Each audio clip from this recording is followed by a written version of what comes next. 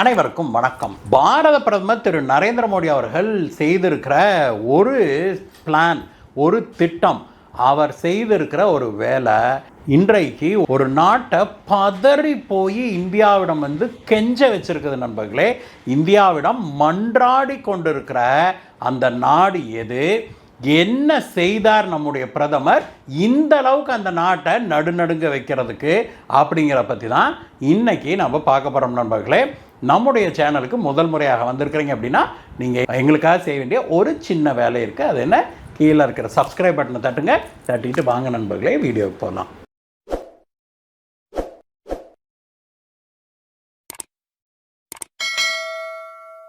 ஒரு சில தினங்களுக்கு முன்னாடி ஒரு பெரிய நாட்டுடைய வெளியுறவுத்துறை அமைச்சர், அதுவும் இன்னொரு ஹிண்ட் நான் கொடுக்குறேன், ஐரோப்பிய யூனியனில் இருக்கிற ஒரு நாட்டுடைய வெளியுறவுத்துறை அமைச்சர் இந்தியாவிடம் மன்றாடி ஒரு விஷயத்தை கேட்டார். அது என்ன அப்படின்னா, இந்தியா எங்களை பகைவனாக பார்க்கக்கூடாது, நாங்கள் இந்தியாவுடைய நட்பை தான் நாடுறோம், தயவு செஞ்சு எங்களைய தவறாக புரிஞ்சுக்காதீங்க அப்படின்னு சொல்லி அவர் சொன்னார். அவர் மேலும் என்ன சொன்னார் அப்படின்னாக்க, இந்தியா எங்களை பழிவாங்க கூடாது அப்படிங்கிற வார்த்தையை அவர் பயன்படுத்தினார். எதற்காக தெரியுமா? அவர் சொன்ன விஷயத்தையே சொல்கிறேன், அதுலேருந்தே நீங்கள் புரிஞ்சுக்குவீங்க. அவர் என்ன சொல்கிறாரு, பாகிஸ்தானும் இந்தியாவும் இரண்டு நாடுகளுமே எங்களுக்கு நட்பு நாடுகள் தான். இப்போ பாகிஸ்தான் கூட எத்தனையோ நாடுகள் நட்பு பாராட்டுது, அத்தனை நாடுகள் மேலேயும் இந்தியா இப்படி ஒரு காழ்ப்புணர்ச்சிவா காட்டுது, ஏன் எங்கள் மேலே மட்டும் காழ்ப்புணர்ச்சி காட்டுதுன்னு அந்த வெளியுறவுத்துறை அமைச்சர் சொன்னார். எந்த நாட்டுடைய வெளியுறவுத்துறை அமைச்சர் இதை பேசினாருன்னு இந்நேரம் நீங்கள் கெஸ் பண்ணியிருப்பீங்கன்னு நினைக்கிறேன். நீங்கள் கெஸ் பண்ணியிருந்தீங்கன்னா கீழே இருக்கிற கமெண்ட்ஸில் எழுதுங்க, யாரெல்லாம் சரியாக கெஸ் பண்ணியிருக்கிறீங்கன்னு பார்க்கலாம் நண்பர்களே. துருக்கிய நாட்டுடைய வெளியுறவுத்துறை அமைச்சர் தான் இப்படி மன்றாடி கேட்டுக்கொண்டாரு. இது முதல் முறையல்ல, துருக்கியுடைய அமைச்சர்கள் இதோட 3-4 முறை இதே மாதிரி கேட்டுக்கொண்டாங்க. இந்த முறை துருக்கியுடைய அமைச்சர் தெளிவாகவே விஷயத்தை சொல்லியே கேட்டார். நாங்கள் பாகிஸ்தானுடைய நட்பு நாடு, அதனால் நீங்கள் எங்களை பழிவாங்க கூடாது அப்படின்னு சொல்லி அவர் சொன்னார்.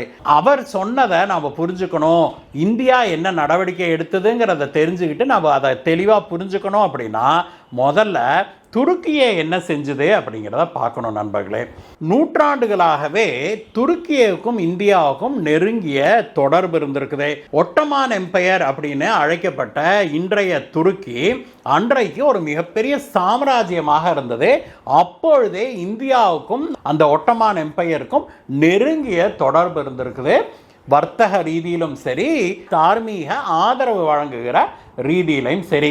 அதற்கு பிறகு ஒட்டமான் எம்பையர் முடிஞ்சு போகுது, அந்த நாட்டை பிற நாடுகள் ஆக்கிரமிக்கிறாங்க. பிறகு துருக்கியே தன்னுடைய சுதந்திரத்துக்காக போராடுது. இது நடந்தது எப்பன்னா, இந்திய சுதந்திரத்துக்கு முன்னாடியே. அப்பொழுதே நம்முடைய தேசத்தந்தை திரு மகாத்மா காந்தி அவர்கள் கேட்டுக்கொண்டதற்கிணங்க இந்தியா பெரிய அளவில் துருக்கியவுக்கு உதவி செஞ்சது. எந்த அளவுக்குனா, இந்தியாவிலிருந்து மக்கள் துருக்கியாவுக்கு சென்று அங்கே அவங்களுடைய சுதந்திர போராட்டத்தில் கலந்து கொண்டு போராடினாங்க. அப்படிப்பட்ட ஒரு நெருங்கிய உறவை கொண்டிருந்தது துருக்கியே இந்தியாவோடு. ஆனால் இது எல்லாமே துருக்கியுடைய அதிபராக எர்டோகன் பதவியேற்று கொண்ட பிறகு முடிஞ்சே போச்சுன்னே சொல்லணும். எர்டோகன் முதலாக துருக்கிய நாட்டுடைய அதிபராக அவர் பதவியேற்று கொண்ட போது துருக்கியை ஒரு செக்குலர் நாடு, மதச்சார்பற்ற நாடாக இருந்தது. ஐரோப்பிய யூனியனில் ஒரு மிக வலிமையான ஒரு நாடாகவும் இருந்தது துருக்கியை. ஆனால் இந்த மனுஷன் ஒரு இஸ்லாமிய தீவிரவாதி, இஸ்லாமிய அடிப்படைவாதி. இந்த மனுஷன் பதவியேற்று கொண்ட உடனேயே இவர் என்ன பண்ணுறாரு, துருக்கியை இஸ்லாமிய நாடு அப்படின்னு அறிவிக்கிறாரு. இஸ்லாமிய சட்டத்திட்டங்களை அங்கே நடைமுறைப்படுத்துகிறாரு. பெண்களுடைய உடைகள்லேருந்து ஆரம்பித்து, இஸ்லாமிய நாடுகள் எல்லாம் அதைத்தானே ஆரம்பிக்குது, பெண்களுடைய உடைகள்லேருந்து ஆரம்பித்து பலவிதமான கட்டுப்பாடுகளை இஸ்லாமுங்கிற பேரில் அவர் அங்கே திணிக்கிறாரு. அதே சமயத்தில் மனுஷன் வெளியுறவு கொள்கையை மாற்றி அமைக்கிறாரு. அது வரைக்கும் இந்தியாவோடு மிக நெருங்கிய நட்பு பாராடிக்கிட்டு இருந்த துருக்கியே அதற்கு பிறகு பாகிஸ்தானோடு கைகோர்க்க ஆரம்பிக்குது. பாகிஸ்தான் ஒரு இஸ்லாமிய நாடு, துருக்கியை நாங்களும் ஒரு இஸ்லாமிய நாடு, அதனால இஸ்லாமிய நாடும் நாங்கள் நண்பர்கள் அப்படிங்கிற ரேஞ்சில் எர்டோகன் விஷயத்தை ஆரம்பிக்கிறாரு. அதற்கு பிறகு அவர் ஒவ்வொரு ஆண்டும் ஐக்கிய நாடுகள் சபையுடைய ஜெனரல் அசம்பிளியில் ஒவ்வொரு நாட்டு தலைவரும் ஸ்பீச் கொடுப்பாங்க இல்லையா, அப்படி அவர் பேசும்போதும் ஒவ்வொரு ஆண்டும் இந்த ஆண்டு வரைக்கும் ஒவ்வொரு ஆண்டும் காஷ்மீர் பிரச்சனையை கிளறாமல் இருந்ததே இல்லை மனுஷன். ஒவ்வொரு முறையும் அவர் காஷ்மீர் பிரச்சனையை கிளறும் போதும் இந்தியா கடுப்பாச்சு. ஆனாலும் கூட நம்மளுடைய பாரம்பரிய உறவுகளை கருத்தில் கொண்டு நாம் அதை பெருசாக எடுத்துக்கல. பரவாயில்ல, நம்ம சொல்கிறோம் நீங்கள் இந்த மாதிரி பேசக்கூடாதுங்கன்றோம், அவர் கேட்குறதில்ல, விட்டுறோம். அதுக்கப்புறம் ஃப்ரெண்ட்ஸாகவே பழகிறோம், வர்த்தக ரீதியில் நெருங்கிய நட்பு நாடாகவே இருக்கிறோம். ஆனால் இதெல்லாம் ஆப்ரேஷன் சிந்தூரில் தலைகீழாக மாறுது. ஆப்ரேஷன் சிந்தூரில் பாகிஸ்தானை சேர்ந்த தீவிரவாதிகள் பஹல்காமில் இந்துக்களை கொன்னாங்க இல்லையா, அதற்கு எதிர்வினை ஆற்றும் விதமாக இந்தியா ஆப்ரேஷன் சிந்தூருங்கிற பேரில் பாகிஸ்தானை தாக்குச்சு இல்லையா.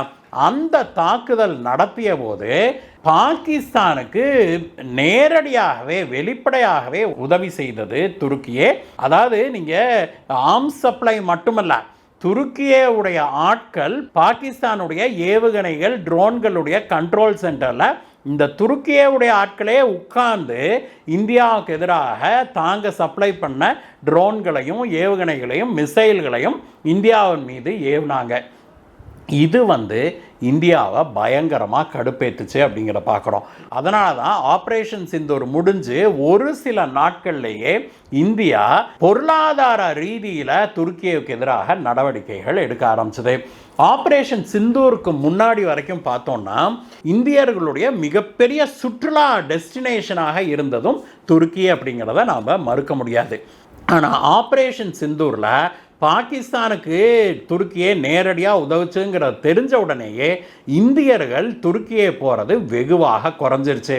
இந்திய திரைப்படங்கள் துருக்கியில் பெரிய அளவில் எடுத்துக்கிட்டு இருந்தாங்க. குறிப்பாக ஹிந்தி படங்கள், பல தமிழ் படங்களும் துருக்கியில் எடுத்ததை நம்ம பார்த்துருக்குறோம். அந்த திரைப்படத்துறையே இனிமே துருக்கிக்கு நாங்கள் போக மாட்டோம் அப்படின்னு சொல்லி அறிவிச்சாங்க வெளிப்படையாக. அதோடு நிற்காம மக்கள் தங்களுடைய கடமையை ஆற்றுனாங்க. அதோடு நிற்காம அரசும் தன்னுடைய கடமையை ஆற்றுது. என்னதுன்னா, துருக்கியுடைய ஒரு பெரிய நிறுவனம் இந்தியாவில் 9 ஏர்போர்ட்டுகளில் இந்த கிரவுண்ட் ஹேண்ட்லிங் ஃபெசிலிட்டி கான்ட்ராக்ட் எடுத்திருந்தது.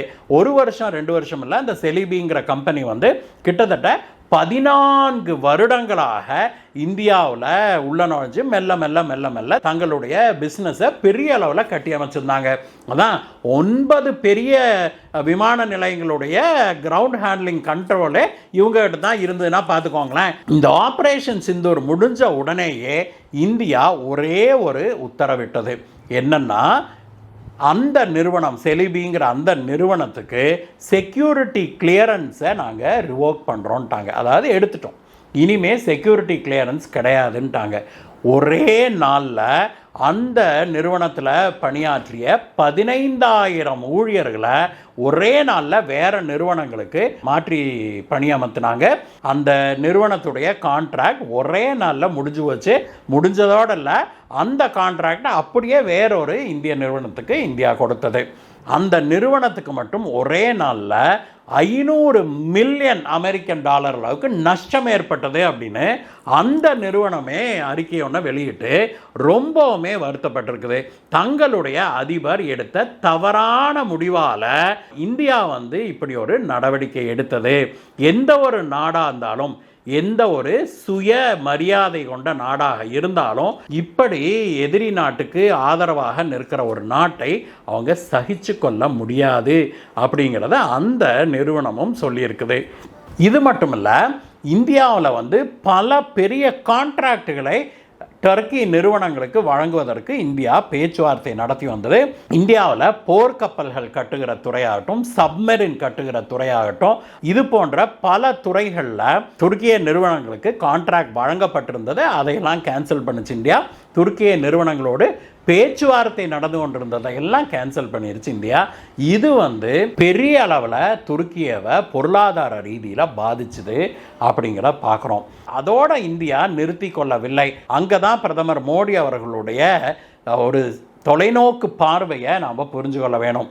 துருக்கியே இந்தியாவுக்கு எதிராக பாகிஸ்தானுக்குள்ள வேலை செய்தா, அப்போ நானும் உங்களுக்கு எதிராக என்ன பண்ணுறேன்னு பாருங்கன்னு சொல்லிட்டு இந்தியா அர்மீனியாவை கையில் எடுத்தது.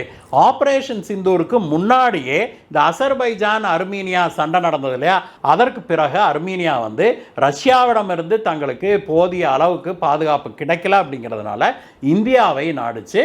அப்பொழுதே இந்தியா அர்மீனியாவுக்கு நிறைய உதவிகள் செய்கிறோம் அப்படின்னு சொல்லி ப்ராமிஸ் பண்ணியிருந்தாங்க, செய்யவும் செய்தாங்க. ஆனால் ஆப்ரேஷன் சிந்தூருக்கு பிறகு இந்தியா 2 முக்கியமான நடவடிக்கைகளை எடுத்தது.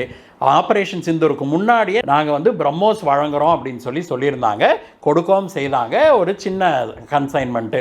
ஆனால் அதற்கு பிறகு இந்தியா பிரம்மோஸ் ஏவுகணையோடு நிறுத்தவில்லை. இந்தியா ஆகாஷ் வான் பாதுகாப்பு சிஸ்டத்தை அர்மீனியாவுக்கு வழங்கி இருக்குது. இனிமேல் அசர்பைஜான்லேருந்தோ துருக்கியிலேருந்தோ ட்ரோன்களோ ஏவுகணைகளோ அர்மீனியாவுக்குள்ளே நுழையவே முடியாது அப்படிங்கிறதான் உண்மை. இது பத்தாதுன்னு இப்பொழுது இந்தியா LRLACM அப்படின்னு அழைக்கப்படுகிற நிர்பை அப்படின்னு அழைக்கப்படுகிற ஏவுகணைகளை வழங்குவதற்கு முன்வந்திருக்குது அர்மீனியாவுக்கு. இந்த ஏவுகணைகள் 1500 கிலோமீட்டருக்கு சென்று துல்லியமாக தாக்குதல் நடத்தக்கூடியது. Surface to air, air to air விமானங்கள்லேருந்தும் இதை ஏவ முடியும் அப்படிங்கிறத பார்க்குறோம். இது இந்த அர்மீனியா துருக்கிக்கு ஒரு அண்டை நாடு. அசர்பைஜான் அர்மீனியாவோட சண்டை போட்ட போது துருக்கி தான் முழுக்க அசர்பைஜானுக்கு சப்போர்ட் பண்ணி அர்மீனியாவை தோற்கடிச்சது அப்படிங்கிறத பார்த்தோம். அர்மீனியாவுக்கு இப்படி உதவி செய்கிற இந்தியா அடுத்ததாக கிரீஸ் நாட்டுக்கு இதே மாதிரி நிர்பை ஏவுகணையும் பிரம்மோஸ் ஏவுகணையும் வழங்குவதற்கு முன் வந்திருக்கிறது நண்பர்களே. கிரீஸுக்கும் துருக்கிக்கும் பல தசாப்தங்களாக பிரச்சனை. அதுவும் இந்த எர்டோகன் வந்த பிறகு கிரீஸுக்கு பல தலைவலிகளை கொடுக்கிறாரு. கிரீஸுக்கு சொந்தமான கடல் பரப்பை தங்களுடைய நாட்டுக்கு சொந்தமானது அப்படின்னு சொல்றாரு. 2 அண்டை நாடுகள் தான். இந்த விஷயத்தில் கிரீஸால் துருக்கியை எதிர்க்கவே முடியவில்லை. அது காரணம் என்னன்னா, துருக்கியுடைய ஏவுகணைகள் ட்ரோன்கள் பயங்கர பவர்ஃபுல்லானவை. அதனால தான் இப்பொழுது கிரீஸையும் இந்தியா கையில் எடுத்திருக்குது. இந்தியாவுடைய ஏவுகணைகளையும் ட்ரோன்களையும், இந்தியாவுடைய காமிகாசே ட்ரோன்கள் இருக்குது இல்லையா, அதையும் வழங்குவதற்கு இந்தியா முன் வந்திருக்குது. இது 2வது நாடு. அதற்கு அடுத்ததாக பார்த்தோம் அப்படின்னா இந்தியா இன்னொரு நாட்டை கையில் எடுத்திருக்குது. அது இன்னும் முக்கியமான நாடு. அது சைப்ரஸ் அப்படிங்கிற ஒரு நாடு. எர்டோகன் சைப்ரஸுடைய ஒரு பகுதியை பிடிச்சு வச்சிருக்கிறாரு. துருக்கி அதற்கு சொந்தம் கொண்டாடுது. இது சைப்ரஸுக்கும் துருக்கிக்கும் இடையே பெரிய போராக வெடிச்சு சைப்ரஸ் அதில் தோத்து பெரிய பிரச்சனையாக இன்றைக்கு வரைக்கும் இருக்குது. ஆனால் இராணுவ ரீதியில் சைப்ரஸால் துருக்கியை எதிர்க்க முடியாமல் இருந்தது. இப்பொழுது சைப்ரஸை இந்தியா கையில் எடுத்திருக்குது. கையில் எடுத்துட்டு இந்தியா என்ன பண்ணியிருக்குது, சைப்ரஸுக்கும் இதே போன்ற ஏவுகணைகளையும் வான் பாதுகாப்பு சிஸ்டத்தையும் வழங்குவதற்கு முன் வந்திருக்குது. இதையெல்லாம் இந்தியா செய்த பிறகுதான் துருக்கி கொஞ்சமாக முழிச்சிருக்குது அப்படிங்கிறாங்க.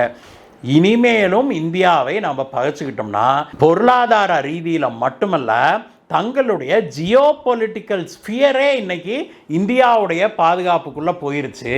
என்னதான் இருந்தாலும் இந்தியாவை இராணுவ ரீதியில் தன்னால் சூப்பர் சீட் பண்ண முடியாது, ஓவர்டேக் பண்ண முடியாது. அதனால் இந்தியாவுடைய ஏவுகணைகளையோ இந்தியாவுடைய வான் பாதுகாப்பு சிஸ்டத்தையோ நாம் மீற முடியாது. அப்போது துருக்கிக்கு என்ன பிரச்சனை ஆகுது அப்படின்னா, தன்னுடைய அண்டை நாடுகள் எல்லாமே இப்பொழுது இந்தியாவுடைய பாதுகாப்புக்குள்ளே வர்றதுனால அங்கே ஜியோ பொலிட்டிக்கல் பேலன்ஸே மாறிடுச்சு அப்படிங்கிறாங்க. அதனால தான் இப்பொழுது இந்தியாவிடம் துருக்கி மண்டியிட்டு மன்றாடிட்டு இருக்குது நண்பர்களே. ஓரளவுக்கு உங்களுக்கு அந்த பிராந்தியத்தில் இருக்கிற ஜியோ பொலிட்டிக்ஸ் புரிஞ்சிருக்கும்னு நினைக்கிற நண்பர்களே. இந்த வீடியோ உங்களுக்கு பிடிச்சிருந்தது அப்படின்னா ஒரு லைக் போடுங்க, உங்கள் நண்பர்களோடும் ஷேர் பண்ணுங்கள். மீண்டும் இதே போல் ஒரு சுவாரஸ்யமான வீடியோவோடு நாளை சந்திப்போம் நண்பர்களே. பாய் பாய்.